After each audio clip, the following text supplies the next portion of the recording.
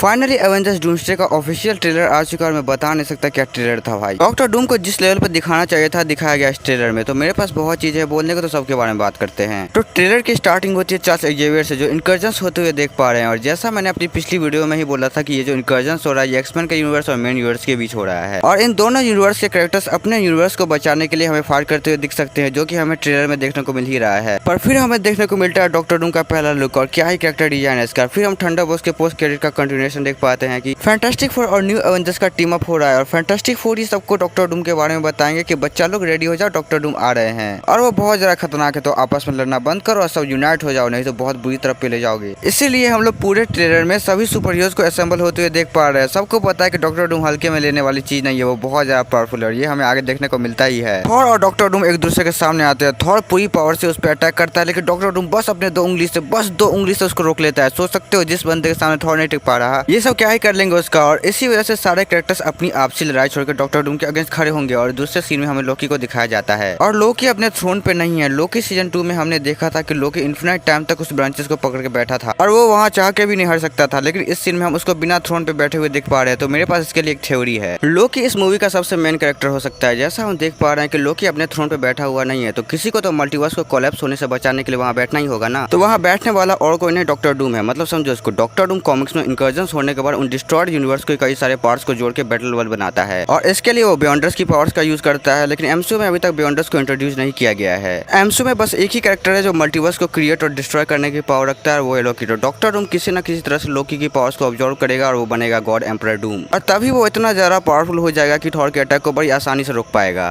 तो लोकी का बड़ा रोल होने वाला है इस मूवी में। लेकिन दो और कैरेक्टर्स है जिनका बड़ा रोल हो सकता है, लेकिन उनको इस ट्रेलर में दिखाया ही नहीं गया है। मैं बात कर रहा हूँ स्पाइडरमैन और डॉक्टर स्ट्रेंज की। स्पाइडरमैन इस मूवी और पूरे एमसीयू के लिए काफी इंपॉर्टेंट कैरेक्टर होने वाला है। जैसे मार्वल ने एक नए कॉन्सेप्ट को रिवील किया है कि हर एक यूनिवर्स के पास खुद का एक एंकर बिंग होता है, और अगर उस एंकर बिंग को कुछ हो जाता है, मतलब अगर उसकी डेथ हो जाती है, तो धीरे धीरे उसका यूनिवर्स भी खत्म हो जाता है। और जैसा सुनने में आ रहा है कि स्पाइडरमैन ही एमसीयू का एंकर बिंग है, और हम देख ही पा रहे हैं कि एमसीयू और एक्समैन के यूनिवर्स के बीच इनकर्जन्स हो रहा है। तो इसका मतलब स्पाइडरमैन मर चुका है, तो इसके होने के चांसेस हैं। ऑनलाइन एक थ्योरी सर्कुलेट हो रही है कि ब्रांड न्यू डे में स्पाइडरमैन मरने वाला है और शायद उसको मारने वाला डॉक्टर डूम हो। और अगर ये सच है ना, तो ये बहुत ज्यादा डार्क हो जाएगा। स्पाइडरमैन ऐसे बंदे के हाथों से मरेगा जिसकी शक्ल उसके फादर फिगर से मिलती है। भाई इस सीन में पूरा थिएटर शांत हो जाएगा। और रही बात डॉक्टर स्ट्रेंज की, तो मल्टीवर्स और मैडनेस के पोस्ट क्रेडिट सीन में डॉक्टर स्ट्रेंज इनकर्जन्स को रोकने निकला था, तो उसके और डॉक्टर डूम के बीच कन्फ्रंटेशन ना हो, ऐसा हो ही नहीं सकता। तो मुझे समझ नहीं आ रहा कि इस ट्रेलर में इन दोनों को क्यों नहीं दिखाया गया है। लेकिन छोड़ो, क्या ही कर सकते हैं। फिर हमें स्टीव रॉजर्स को दिखाया जाता है कि वो आते हैं, थॉर के म्यूनिर को अपने पास बुलाते हैं, और यहीं पे ये ट्रेलर खत्म हो जाता है। ये ट्रेलर बहुत ही कमाल था भाई। इसमें पता चल रहा है कि इस मूवी का स्केल कितना बड़ा है। मल्टीवर्स डिस्ट्रॉय हो रहा है, विलन इतना ज्यादा पावरफुल है कि मोस्ट पावरफुल सुपर हीरोज भी उसके सामने कुछ नहीं कर पा रहे। तो भाई